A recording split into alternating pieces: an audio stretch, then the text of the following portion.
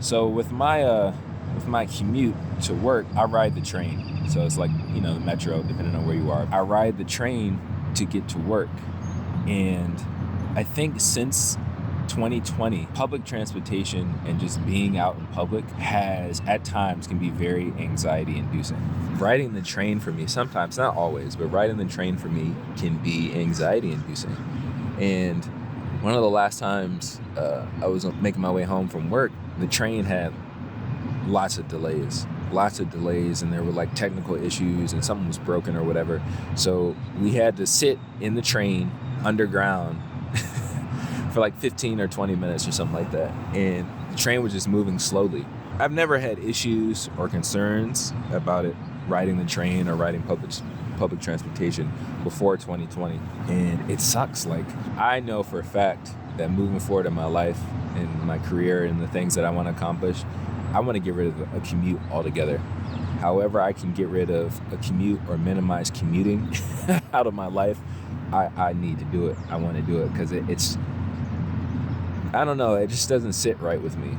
And of course, people, speaking generally, things are changing and people are acting really, really strange day in and day out. Like I did a video, another podcast episode about like road rage and how people's driving and stuff has changed. And I think it's dramatically changed since 2020.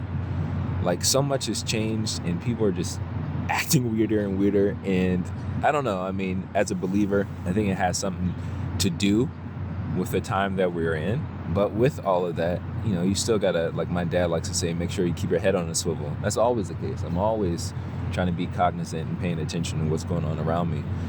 But still, riding a train, that was definitely a low point. Like that commuting is not always fun. Sometimes, even with people working remote, there are some days where there's nobody on the train, or there might be very, very few people in the train car or in the metro or whatever, right? And that's cool.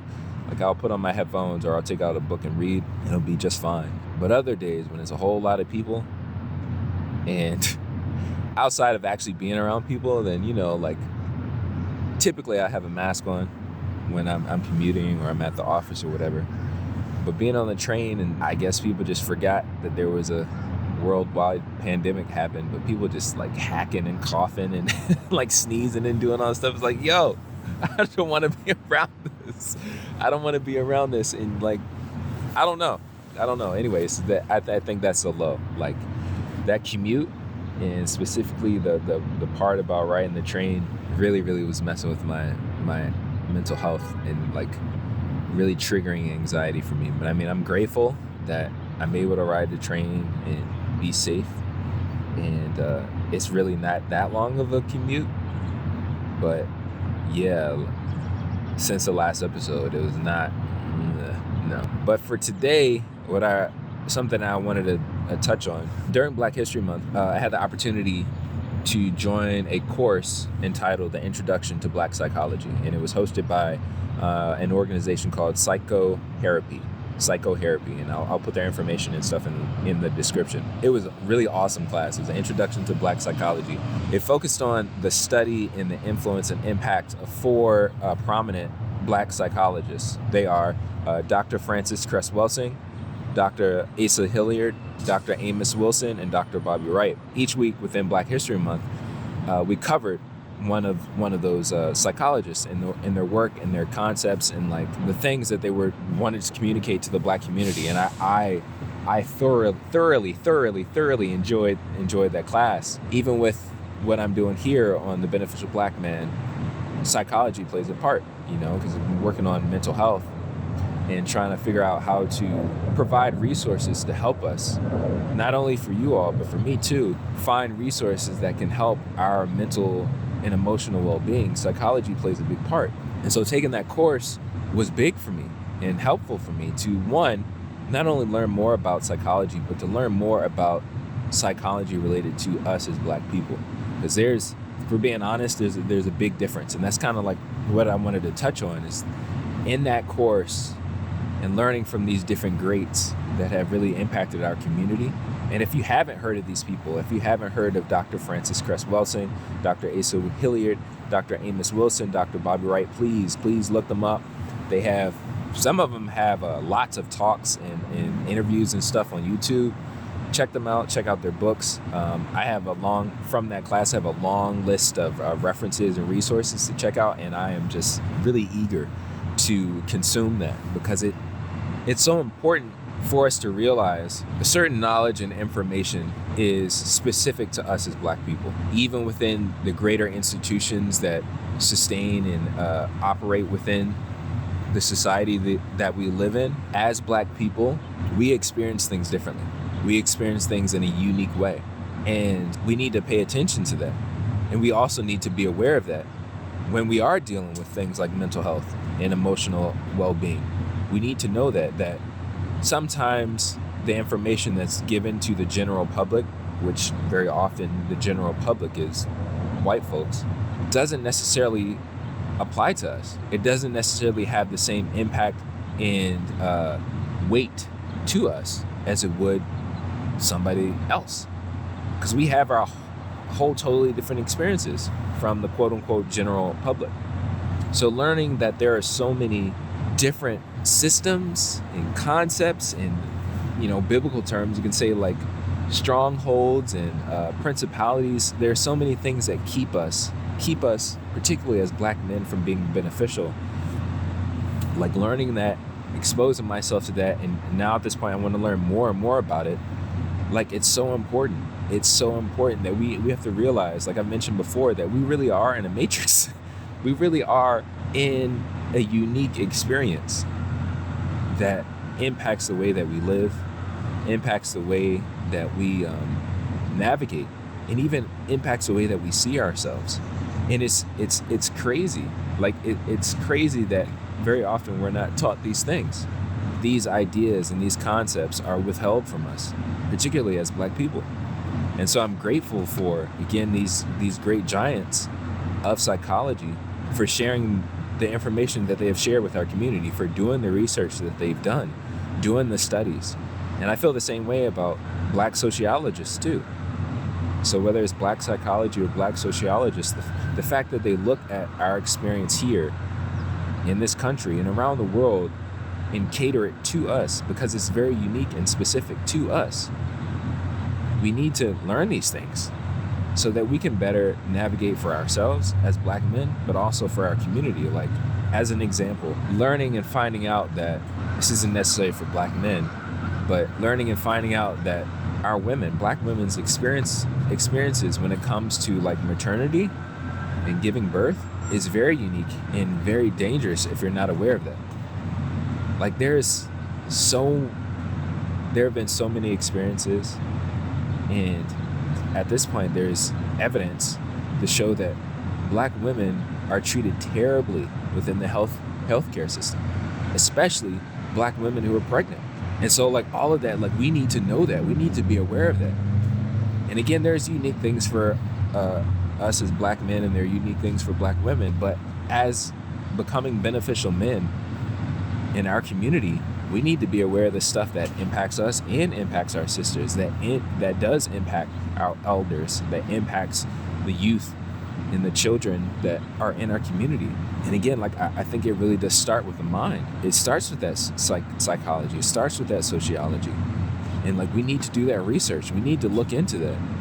And like for me, I really am interested in that, and I plan on digging deep into it.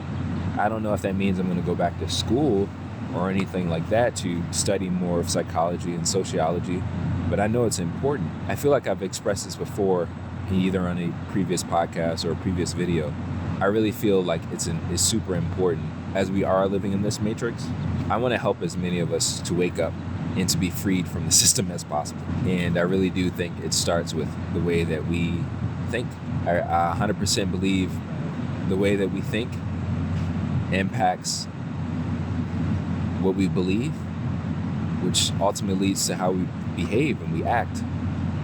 And if we have bad thoughts, if we have thoughts of negativity towards ourselves, towards our people, towards our women, towards our children, towards our elders, if we have jacked up thoughts, that's going to lead to jacked up beliefs. It's going to lead to jacked up behaviors and actions. And I think we're seeing that every day, and I feel like it's It's been that way for a long time. Work needs to be done to change that, to escape the things that are causing us to have these bad thoughts so that we can ultimately have better beliefs and better actions. And I think it starts with the psychology. And one of the things that they mentioned in the course is they kind of redefine psychology. One of the ways that they just define psychology is like the study of the soul. And I thought that was great. And I think that they had a better definition, but I don't have it written down right now. But it's like the study of the soul. It's so important that we need to know more about our souls. We need to better understand them, better understand ourselves, so that we can navigate this world, navigate this system, navigate this matrix in a more productive, more beneficial way. Not only for ourselves, but for those around us. It's for glory, for good, and for joy. But we have to do that work. We have to do that internal work. We have to pay attention to these things. We have to figure out, why do we think this way? Why do we act this way? Even understanding why people act a certain way towards us as a people, as a community. We need to do that work. Overall, I just find it so important. Again, as beneficial Black men, we have to start putting in the work and the effort to become better. We have to get our minds freed from the system in this society that's trying to keep us from being human, that's trying to keep us bound in a deplorable state, that's trying to keep us slaves, whether they want to use that term or not. Really just okay. So a concept that I learned, I think it was from Dr. Amos Wilson, is that he expressed that the only way for this political system to continue to thrive, one of the only ways for this political system to sustain itself and to maintain itself, is for Black people to literally stay in a state, in a condition where they are out of their minds. And of course, he says it way more eloquently than I do. But the idea that for this whole machine to work, Black people have to be literally out of their minds and insane. And I agree. So much stuff has to happen to make us act not right. If that's the case, we need to figure out how to get our minds right. We have to figure out how to get to a stable place and get right mind. It's not good. It's really not good. And I'm going to kind of tie this in here real quick, but I know recently a lot of men were up in arms about the recent magazine covers. I think one was Vogue and one was it Vibe magazine?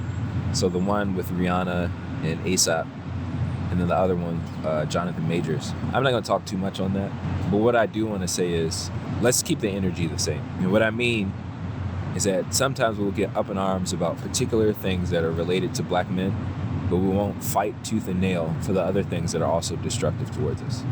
So if you're really up in arms and angry about the way Jonathan Majors or A$AP Rocky, I think that's right. Anyways, Jonathan Majors and A$AP were represented in these publications, please equally be upset and angry with the way Black men are represented in other aspects of culture.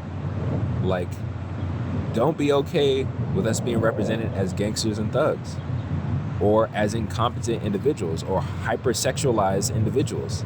If you're gonna fight for our humanity, if you're gonna fight for our masculinity, let's fight for all of it. Let's just not nitpick on stuff. If we're gonna boycott, if we're gonna be up in arms, if we're gonna make think pieces about stuff, let's do it for all of it. Because all of it, the things, a majority of the stuff that's produced in this society about us isn't for us and isn't to benefit us. But let's not pick and choose. Let's realize that there is a better standard that we need to be living up to, and this overarching matrix isn't going to try to set it for us. It's not going to do a good job at that. It doesn't care about us. This quote-unquote culture, this matrix does not care about us. And so we have to establish what a good example is. And so we have to be critical of all of the images, all of the representations of who we are, and mainly about us. I know we can go down rabbit holes and rabbit trails about Black women.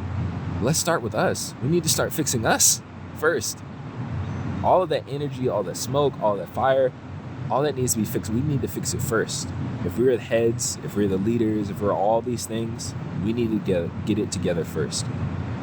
But all right, it's getting cold out here. My hands are getting cold. So I'm going to wrap this up. But ultimately, like, we got work to do. And it still goes back to how we think. We need to work on how we think, because our thoughts impact what we believe and how we behave. We got to start there. We got to start questioning these thoughts, start questioning these ideas that we just accept from the world around us. Black man, you're called for more than mediocre living. You're here for a purpose, to live for glory and for the good of others. Let's do the work and keep choosing to become beneficial for our community. I believe in you. Until next time, go make something for yourself, of yourself, and for glory, for good. Protect your mental, find time for an emotional release valve, and keep becoming beneficial. Peace.